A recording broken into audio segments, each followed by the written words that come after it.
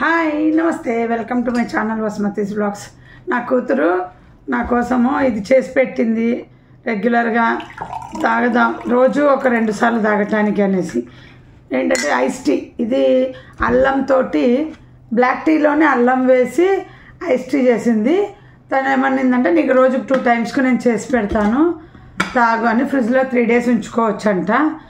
So black tea కూడా ఈ ఎండకు తాగబుద్ధి అవ్వదండి, అందుకనేసి ఈ ఐస్ టీ చేసి పెట్టింది. చూద్దాం, ఇది తాగటం వల్ల అంటే క్రేజ్ కాదు మనకు, ఇది తాగటం వల్ల మనకు కూల్ డ్రింక్ మీద మోజు పోతుంది ఫస్ట్. అందుకనేసి నాకేమి స్టైల్ కోసం కాదు. ఇక పులియోగర కలిపినాము. అందరూ ఇంట్లో నుండి ఇవాళ బయటికి వెళ్ళిపోయారు. ఆకలి భలే ఎక్కువ వేస్తుందండి ఊరెళ్ళొచ్చాక. ఎందుకంటే జిమ్ కార్బెట్ వెళ్ళాం కదా, మాకు హెవీగా తినే అలవాటు లేదు. దానివల్ల ఏమైందంటే రోజుకు 2 పూట్లే తింటాం. క్వాంటిటీ కూడా మా ఇంట్లో ఏంటంటే ఎప్పుడు తింటారు కానీ క్వాంటిటీ నేను చేసింది ఎక్కువ తింటారు, బయటది అంత ఎక్కువ తినరు. అక్కడ ఏం చేసాము, అంత ఆయిల్ ఫుడ్ కదా, పొద్దున మధ్యాహ్నం సాయంత్రం 4 పూట్ల తింటే హెవీ అవుతుంది కదా, పెళ్లి భోజనం లాగా. తినడం రూమ్లో కూర్చోవడం, తినడం రూమ్లో కూర్చోవడం. నాకు పిచ్చ గ్యాస్ అయిపోయింది. ఫుడ్ సరిగా ఎంజాయ్ చేయాలి. 2 డేస్లో ఫస్ట్ డే ఫుల్ ఎంజాయ్ చేశాను నైట్ వరకు. నెక్స్ట్ డే బ్రేక్ఫాస్ట్ చేసినాను అంతే. ఇంకా బ్రేక్ఫాస్ట్ చేశాక సఫారీకి వెళ్ళేసి వచ్చాక మధ్యాహ్నం ప్లెయిన్ రోటీస్ కొంచెం కర్రీ తిన్నానండి అంతే. నైట్ కూడా కొంచెమే తిన్నాను. ఈవినింగ్ మళ్ళీ నెక్స్ట్ డే బ్రేక్ఫాస్ట్ వడ అది బాగా తిన్నా. ఎంత గ్యాస్ అయిపోయిందో. మోదీ కేర్లో తులసి ట్యాబ్లెట్స్ తీసుకెళ్ళి బాగా మేలైంది. అవి భలే రిలీజ్ చేస్తాయి. నాకు గ్యాస్ ఎక్కువ ఎందుకు అవుతుందంటే అండి, చిన్న పాప కడుపుతో ఉన్నప్పటి నుండి గ్యాస్ట్రిక్ ప్రాబ్లం స్టార్ట్ అయింది. ఇప్పుడుది కాదు. ఎలా అంటే చిన్న పాప కడుపుతో ఉన్నప్పుడు నాకు పొద్దున 7ంటికి లేస్తాం కదా, మా ఆయన ఆఫీస్కే 7:30కి వెళ్ళిపోతారు. సో 6ంటికి లేచి వంట చేసేదాన్ని. 6ంటికి లేచి బ్రష్ ఇలా నోట్లో పెడుతుండగానే ఇంకా కడుపులో ఉండి గ్యాస్ వామిటింగ్, అంటే ఎంటీ స్టమక్ ఉంటే వామిటింగ్ గుండింపు వస్తుంది కదా, వచ్చేది. నేను బ్రష్ అన్న కంప్లీట్ చేసుకోవాలి కదా, అది చిన్నది కడుపుతో ఉన్నప్పటి నుండి నాకు వచ్చింది ఆ ప్రాబ్లం అన్నమాట. ఇంకా దానికని నాకు పొద్దున్న లేస్తానే మీరు నమ్మరు, ఆకలి వేస్తుంది. అందుకే టీ తాగడం అలవాటు చేసుకున్నాను అది కడుపుతో ఉన్నప్పటి నుండి. ఇంకా అలాగే పొద్దున్న పిల్లల్ని స్కూల్లో దింపొచ్చేసరికి 8:30 అవుతుంది నాకు. అంటే బెంగళూరు వచ్చాక కూడా ఒక 3-4 టీలు తాగేసి ఆకలిని కవర్ చేసుకుంటాను. నిన్న మా పాప అదే గుర్తు చేస్తుంది, నువ్వు ఢిల్లీలో ఏంది టీ తాగేది, బెంగళూరులో కూడా నువ్వు అట్లే తాగేదానివి. మా రూమ్లో ఇక్కడ ఒక కప్పు ఆడొక కప్పు పెట్టి మా కిటికీలో ఒక కప్పు ఉంటుంది, మేమే తెచ్చి ఇస్తుంటివి నీకు. ఎన్ని కప్పులు తాగుతుంటే నాన్నకు ఒక కప్పు ఇచ్చి పంపిస్తుంటివి, మిగిలిన టీ అంతా నువ్వే తాగుతావు అని గుర్తు చేస్తే అప్పుడు గుర్తొచ్చింది.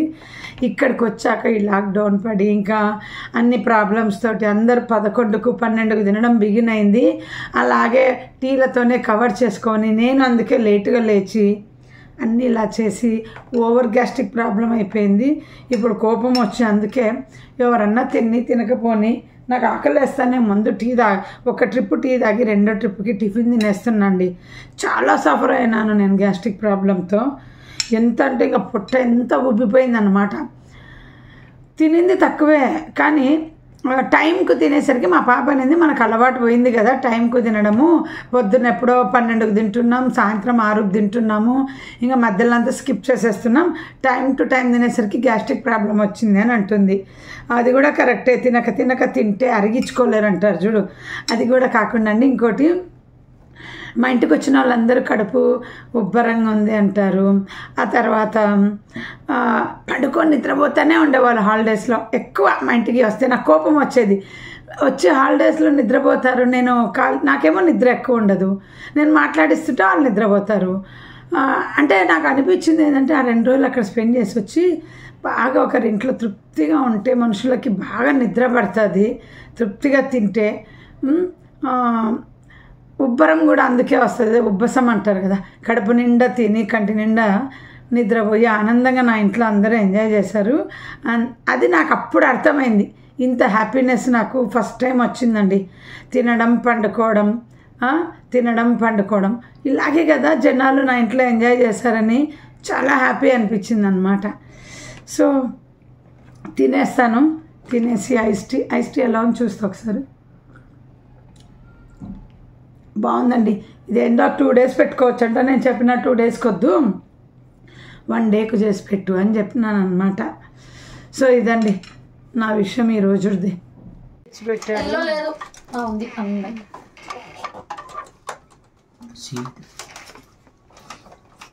చిన్నప్పుడు మా తల్లి ఊకే తెస్తా ప్రింటర్లు తెప్పించేది రాత్రిళ్ళు. అప్పుడు కొనలేదు, పెద్దగానాక కొన్నాడు కదా, అప్పుడంతా తెచ్చిపెట్లా. ఏంటిది కలర్? అది ఎల్లో నాకు తెలుసు. అది అడుగు చెప్తానే. చిన్నప్పుడు నాన్న మ్యాంగో ఇస్తాను, కచ్చా మ్యాంగో తెచ్చిస్తావా అని అడిగేదని.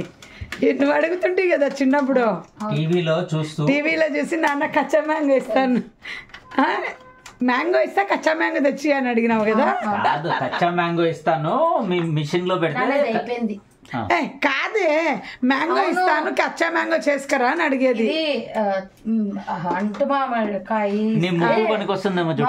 ఇస్తే కచ్చా మ్యాంగోలు చేసుకొస్తావా అని అడిగేది. ఏ క్లాస్ అప్పుడు నువ్వు అడిగినప్పుడు?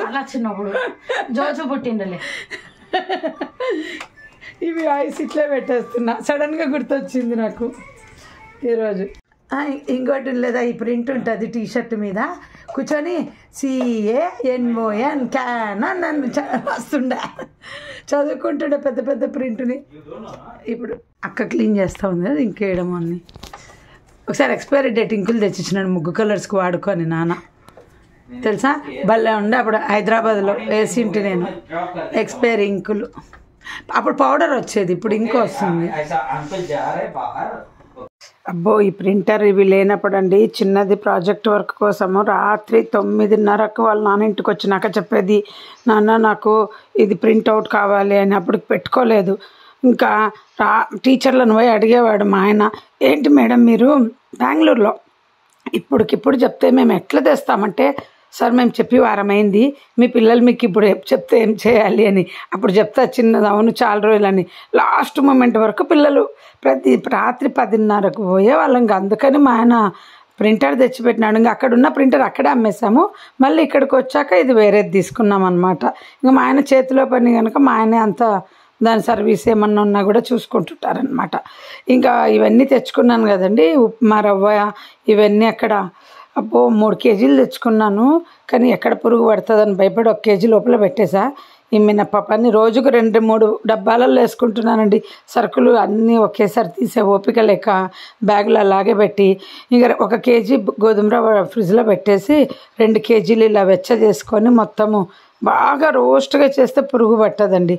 ఆల్రెడీ ఓపెన్ చేసేసరికి కొంచెం ఉండింది పురుగు.